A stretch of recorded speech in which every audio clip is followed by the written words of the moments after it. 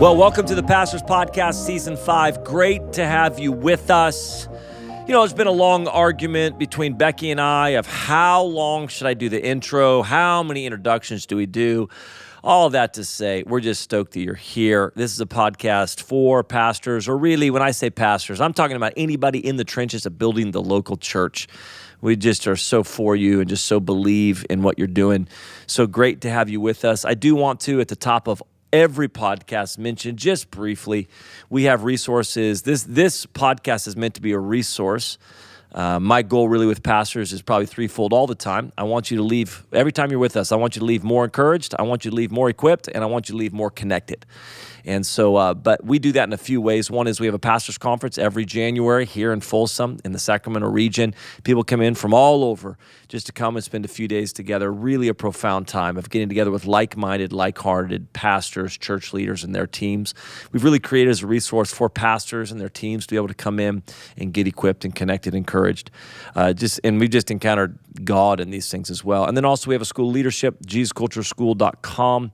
I won't get into all that, but we've made it accessible, not just for pastors. This is for leaders in general, but many, many people in ministry jump on because they want to grow. They want to get equipped. They just want to grow in their spiritual maturity, in their relational health, in their skill set of leadership. So you can check that out, JesusCultureSchool.com.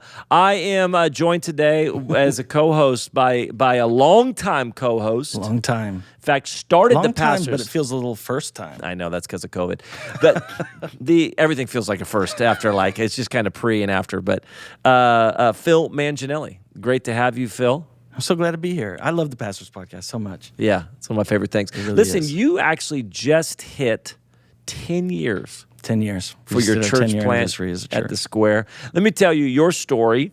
Actually, I was just sitting down with somebody the other day, and we were talking about church planning, and so many people aren't necessarily building a church off of conversion or off of conversion growth. And but I said, Phil, I was talking about pouring into church planners, and I said, Phil actually moved into a city, saw people saved on his couch. I was just there at your church for the 10-year anniversary. So amazing. The video, quickly tell the story, because listen, I don't know whether you're a pastor, a church leader, whether you're just a volunteer in church listening to this and getting strengthened.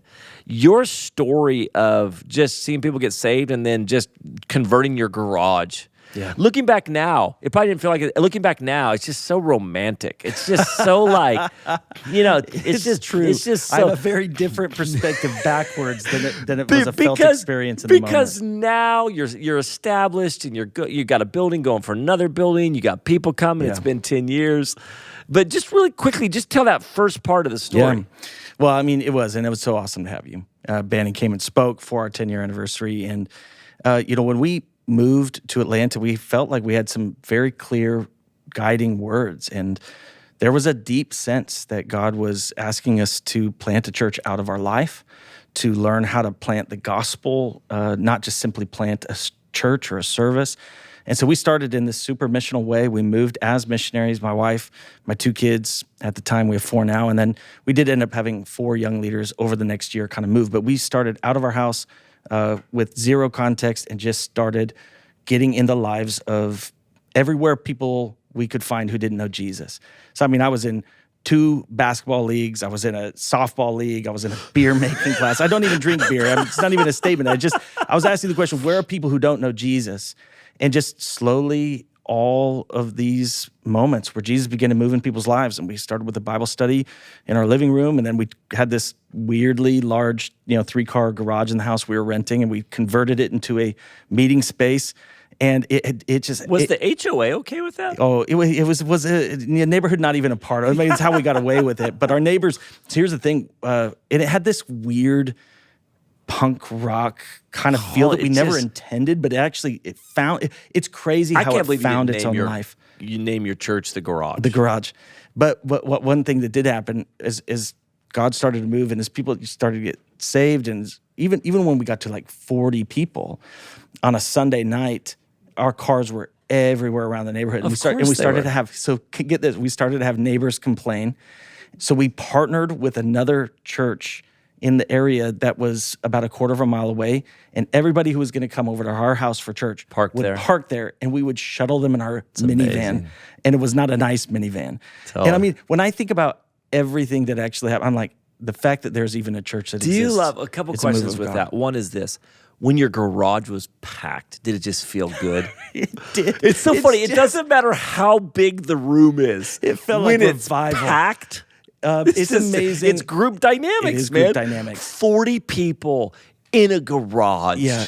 There's so much momentum happening right now. And the best part was when we were starting to outgrow it and beginning to look for another building. When people were asking, how are things going? I could say the phrase, we're outgrowing our first space. And they didn't know that meant about 35, 40 people. And so I was able to hide all of my insecurities in this gorgeous, egotistical, feel good. Here is my youth conference hack. So at Bethel, when I was a youth pastor, you know, our sanctuary was a gym. I don't know if anybody, I'm sure somebody listening has been to Bethel on here. Bethel, it's a little church in Reading that maybe you've heard about it. Tiny little thing. And so the sanctuary only holds like 900 to maybe 1,000 most, but it's kind of 900 chairs set up in the sanctuary. But that's where we did youth group. So honestly, I don't remember. 150 kids were going to our youth group or whatever it was. But 150 kids in a room of 900 is still like pretty. Yeah. So my hack was, I would set up less chairs than I knew we needed. so from the front, I'd be like, oh man, you know what? Let's bring some more chairs out. Guys, go get some of those chairs over there. We got to bring some more chairs out tonight. Man, bless God. Let's get more chairs. It just made me feel good. I knew we were going to need more chairs. And I'd have a couple stacks over by the side. I'd be like, after worship, hey, you know what, guys? Let's get some of those chairs. Set up some more rows. Well, you got to do whatever you got to do when you're 25 and insecure. I just think there's times where God just must just be watching and just be like, just shaking his head. What have I done? Just looking at us in the foolishness. No, but it's so true. No, but it was great. Here's what I would say. Those first 2 years of church planning, they fundamentally changed my life.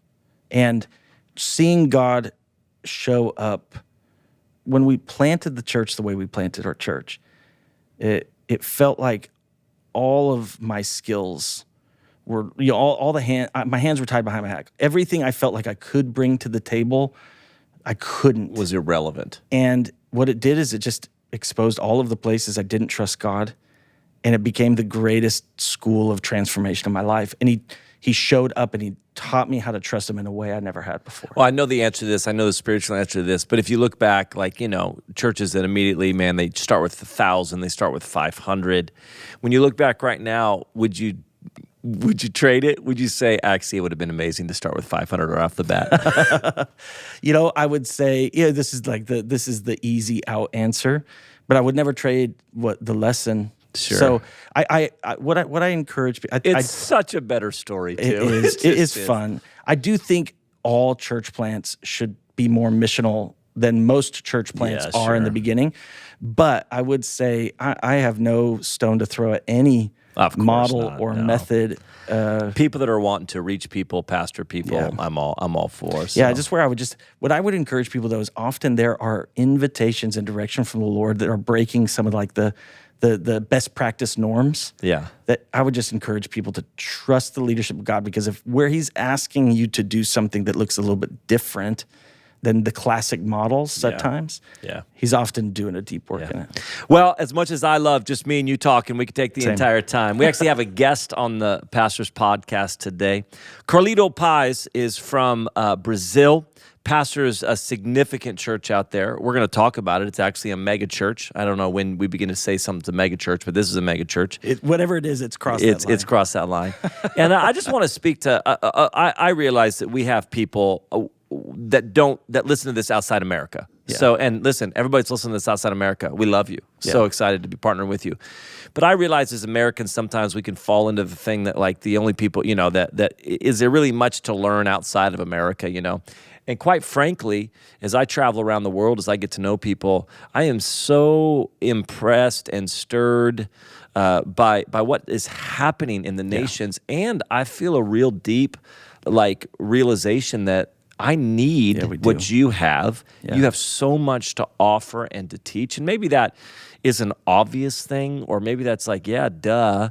But one of the things I want to do with the Pastors Podcast, as we're walking with these different pastors all around the world, I just want to go like, I'm having conversations with you across a table and learning so much and getting stirred. Will you come do that just with anybody who will listen on the Pastors Podcast? So we're excited to have Carlito today. This is the first time you're going to meet him. Yeah, no, I'm really excited. Really. And basically, this whole podcast is just for you and me to secretly learn from how to grow it. This and is going to be lead a the whole church. podcast. It's all, how do it's I all grow my pretend. church to 10,000 It's just plus? secretly a conversation Yeah, we that's all want I to really have. care about. Like, I understand there's just just boil it down for me. Yeah, just help Three me. things to grow my church to 10,000. If your church was in Atlanta and you were stuck at this size with you these were, leadership you were, problems, and you had the ability to pack out a 3-car garage. What's it going to take to get to 10,000? I'm sure our entire audience wants to hear. I'm having this one leadership issue. Every question is actually going to be issues that I'm experiencing that I'm going to just going to mask do it right there. So, get his wisdom. So we're excited to have Carlito on with us today.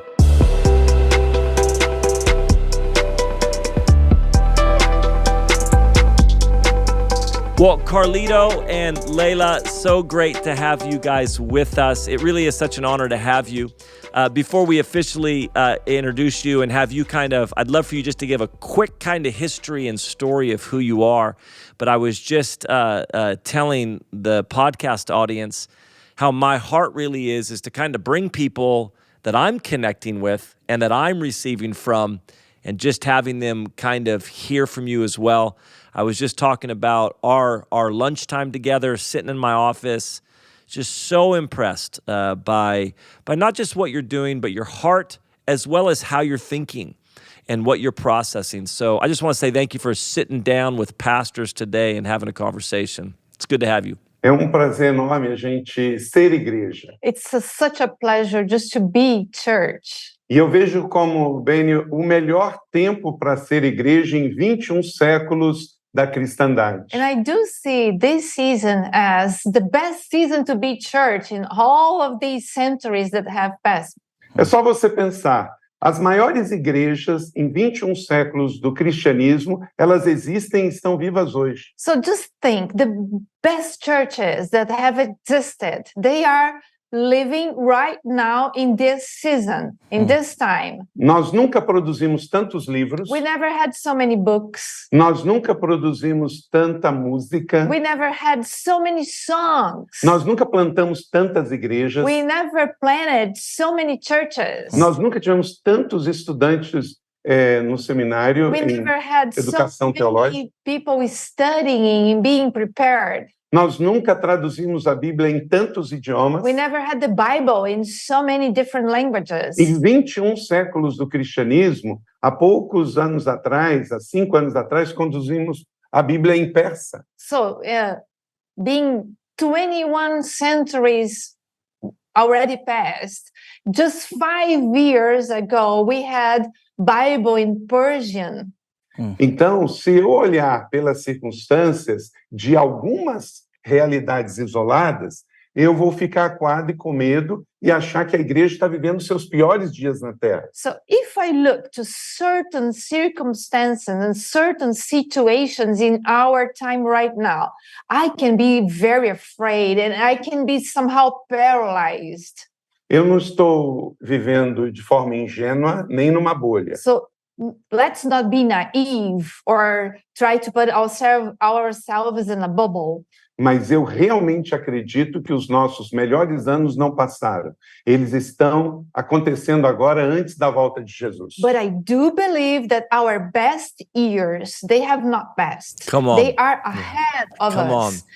Just before Jesus coming back. Existem tantas oportunidades, tantas possibilidades So many nos Estados opportunities. Unidos, no Brasil e no mundo inteiro. So many opportunities and possibilities in the United States and here too. Agora nós estamos com 30% da população evangélica brasileira nascida de novo. So right now we have 30% of the population here in Brazil that is born again.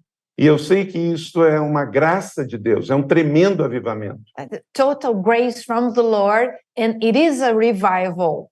Só este ano, só a nossa igreja local, batizamos 1.500 pessoas e nós estamos no mês de agosto. Our church alone this year has baptized 1,500 people until now, Wow. September. It's incredible. It is incredible. How have you overcome, having a large church with programs and systems and structure, what have you learned to keep that family thing at the core of that thing that says you're going to belong, even in the midst of size and systems and structures? Yeah. I agree 100% with you. It's a big challenge. But I believe it's possible. But we need made intentional. Eu preciso ser sempre intentional. So we need to be very intentional about that. Nós precisamos estudar a Bíblia sobre isso, que a Bíblia diz sobre ser povo de Deus, família de Deus. We need to study the Bible. We need to study what the Bible says about being the people of the Lord. Então a nossa base sempre é que a Bíblia seja o nosso referencial, a nossa base de vida e ensino. So the Bible has to be this foundation for our lives and also our teachings. Porque aí nós vamos entender que a Bíblia não só é uma família, a igreja não só é uma família. From that, we understand that the church is not only a family, mas ela é o nosso modelo de discipulado familiar. but it is our model for discipleship Yes. in the family. Yes. Por exemplo, a questão da paternidade espiritual. For example, fatherhood, the spiritual fatherhood. Paulo, ele fez uma crítica aos cristãos de Coríntios porque eles tinham mentores demais. Paul made an observation for the Corinthian church about the many mentors that they had. Yes. Mas faltava pais espirituais But para a igreja. they were lacking fathers, spiritual fathers for them. Uma grande parte dos problemas que temos nas igrejas na América e no Brasil de divisão, de rebelião, é por falta de paternidade espiritual. So many of the problems that we face in the church can be traced to the lack of fatherhood Yes. among the churches. Então tem competição, So there is competing, religiosidade, religiosity, orfandade. orphanhood. Então nós temos que pegar tudo que a Bíblia tem, e ela tem todas as respostas, So we need to go to the Bible because it has all the answers. mas o que é grande fazemos juntos. But everything that is big, we are going to do it together. E igreja é muito grande para fazer sozinho. Church is such an enormous thing that could be done by only one or two people. Yeah. Então, hoje, o que vemos no mundo é uma necessidade de pertencer, mas pertencer a um lugar saudável e um lugar com missão e propósito. So there is this need to belong, but it is to belong to a healthy place that has purpose and mission. Então, a sua pergunta também no sentido de como eu faço essa intencionalidade para ser uma igreja família. So how do we do all of these to be this family church? Ao ser intencional, eu fiz uma transição. Being intentional, I did a transition. Eu assumi uma igreja há 26 anos atrás, de 600 membros, primeira igreja batista da minha cidade, muito tradicional. I had this church. It was a traditional church, 600 members. A primeira igreja batista da minha cidade. The first Baptist church in my city. Não tinha pequeno grupo, No small groups. não tinha o conceito de família. No concept of family. Então, a primeira coisa que fizemos foi abrir nossa casa para o primeiro pequeno grupo. So we did open our own house to the first small group. E hoje nós temos 1.300 pequenos grupos. And now we have 1,300. Então, não é só ser intencional, mas você tem que dar o exemplo. So besides being intentional, you are going to give your own example. You are going to be the model. Então, é claro que eu fico feliz da igreja hoje ter 1.300 pequenos grupos, ter plantado 26 igrejas. So I am so glad our church has this 1,300 small groups and also has planted 26 other churches. E começou na nossa casa. But it all started in our home. E na visão intencional de ser família. And having this vision of being intentionality or having this intentionality about being family. Por exemplo, todas as nossas igrejas que plantamos foi enviando um filho espiritual. All churches that we planted, it was sending one of the sons of the house. As somebody who kind of has relationship with the American church, somebody who is a trusted apostolic father and leader who can kind of look at the American church from a bit of a distance, what would you say to pastors? How can they start to actually receive the help and what God is doing in places like Brazil, in other nations, so there can be a strengthening in the American church from it? O dia que a gente perde o coração aprendiz, a gente para de crescer. The day that we lose this learning heart, this is the day that we stop growing. Yeah. Então, eu diria ao pastor para ele continuar seguindo Jesus de Nazaré e lembrar que ele é um líder da bacia e da toalha. So I would say to the pastors, they please continue to follow Jesus Christ and remember that they are the leaders that have the basin and the towel in hands. Nenhum pastor No pastor que não aprende um com o outro, that is not learning from other pastors, que não é simples that is not a simple person, e que não é intencional em servir aos quarteto da and vulnerabilidade, that is not intentional about helping those four-sided needy persons, que é o refugiado, refugees, o pobre, the poor, a criança the child, e também as mulheres. and the women. Se eu não intencionalmente estiver na agenda de Jesus, If I am not intentionally working with the Jesus agenda, eu vou para outra agenda. I am going to be in another agenda. E essa agenda pode ser muito mais a ver comigo do que com o reino. And that agenda maybe is much more related to myself than to the kingdom. Então, respondendo bem objetivamente, é So, continuar focado em Jesus. very objectively, be focused on Jesus. Yeah. Segundo, And a é ter second- amigos internacionais. And have international friends. Yeah. Faça um teste. Pergunte ao americano, você tem o WhatsApp? So you can just ask to an American person if they have WhatsApp. O app? That's right. Do they have the app? Yes. Se ele não tiver, If the person doesn't have They it, have no se esse international. americano não right. tiver, ele não tem nenhum relacionamento internacional. if the person doesn't have the app, they don't have any relationship with internationals. It's so true. It's so true. We have this the conversation. global app. My WhatsApp is for my global friends. Carlito's one of them. Yeah. Carlito, another one that we're going to do on the podcast. Mark, That's if you amazing. don't have WhatsApp, you have no international friends. That's the tweet. That is so great. Pastor, how do you keep mission in front of your people? How do you keep the church on mission? O apóstolo Paulo diz a Coríntios, se a trombeta não ensinar um som claro, ninguém vai se preparar para a batalha. So Paul says to the church in the Corinthians that if the trumpet is not does not have a clear sound, the people are not going to follow.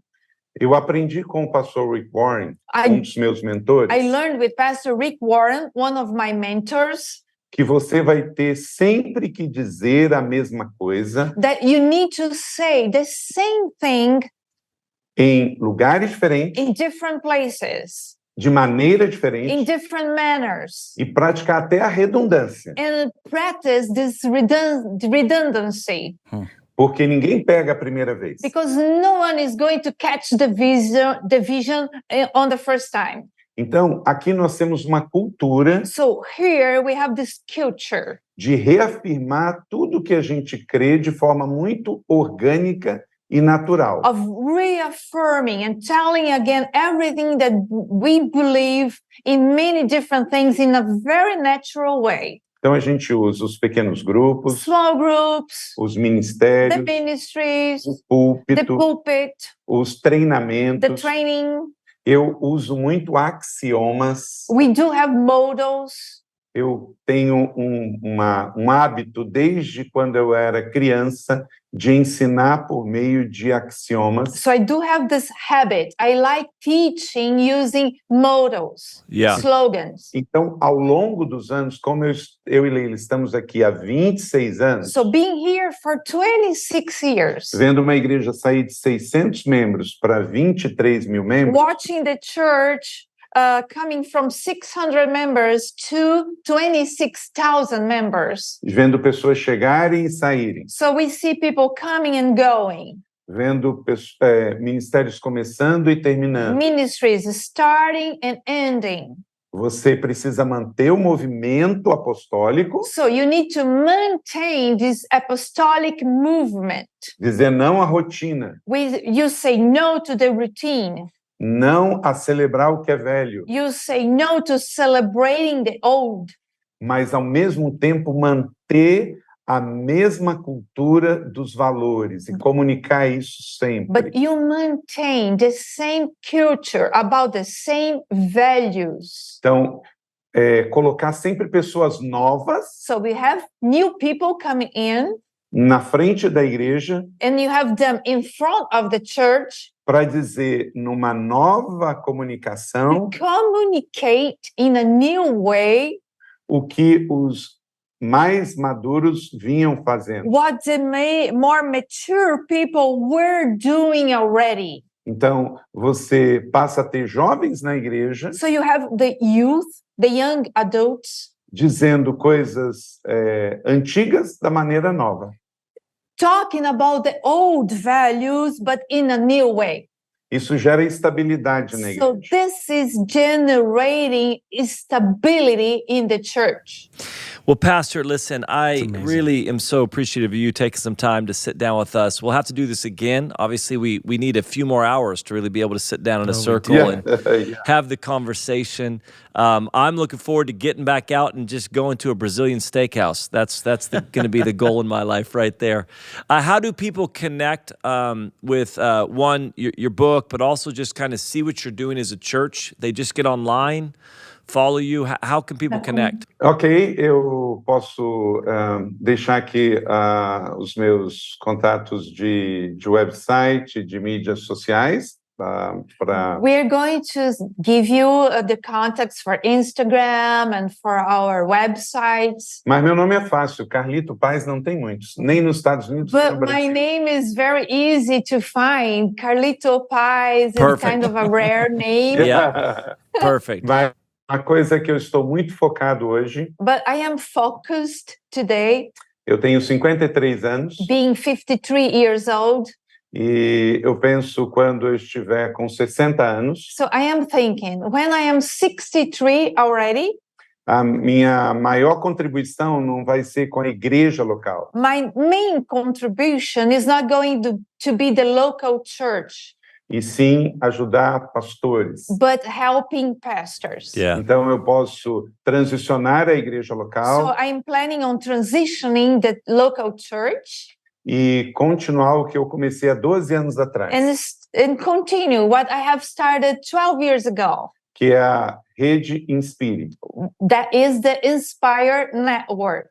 Aqui no Brasil hoje começamos há 12 anos atrás, temos 1.300 igrejas Here in Brazil, we have 1,300 churches enrolled. e agora começamos ela nos Estados Unidos e na Europa, na África And we just begun the network in North America, also Europe e na América Latina. and Latin America.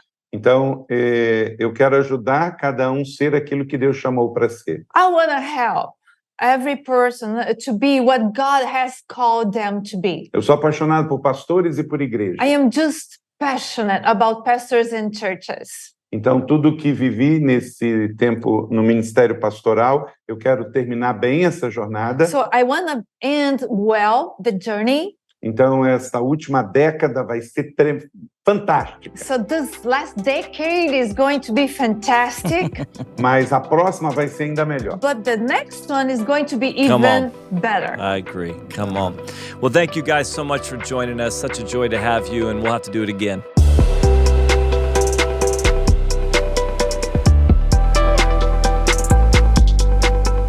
Well, I tell you, Phil, I really am stirred. Obviously, on podcasts and through translation, all the stuff that's going on, we can't fully get to all that we want to get to with that thing. But I really am stirred. Even just him, he was starting to tap into that thing of like, as a leader, always learn and be a simple leader. Yeah. There were a couple of moments in the conversation that actually they were said so simply you can almost just miss them. Yes. But they're so profound because what he demonstrated was that as his church grew, he never stopped a posture of humility. And I just think I'm realizing, when you and I are talking about this thing, what is the challenge is churches grow to certain sizes and then they lose something. Yes. And I can say that part of the reason I think we do that is because as you grow to certain sizes, I think what happens inside of us is we almost get this sense of arrival. And I just think there was something demonstrated in that conversation that really matters, this picture of this posture of always staying a humble learner who needs friends and needs help. How much that actually translates. I wish I would have spent the entire podcast on how to keep clear vision in front of people. No. When he even said that thing, and obviously we didn't dive into this thing, but Rick Warren is his mentor, and Rick Warren and him are very close. So much of that purpose-driven kind of concept is in there. But when he was talking about Paul saying without a clear trumpet sound, that like, I'm like, oh, I'm going to go dive into that one. How do you keep a clear trumpet sound in front of people? And so many pastors, amazing, they're just so visionary, but they can be all over the place, and so people aren't, I think a lot of churches don't grow just because there's not a clear vision in front of them. Well, I even just think about the answer in the context to your question, and even for me right now, how that actually speaks to things, this challenge of going, how do we keep church as family, yet church on mission, and never lose either of those elements?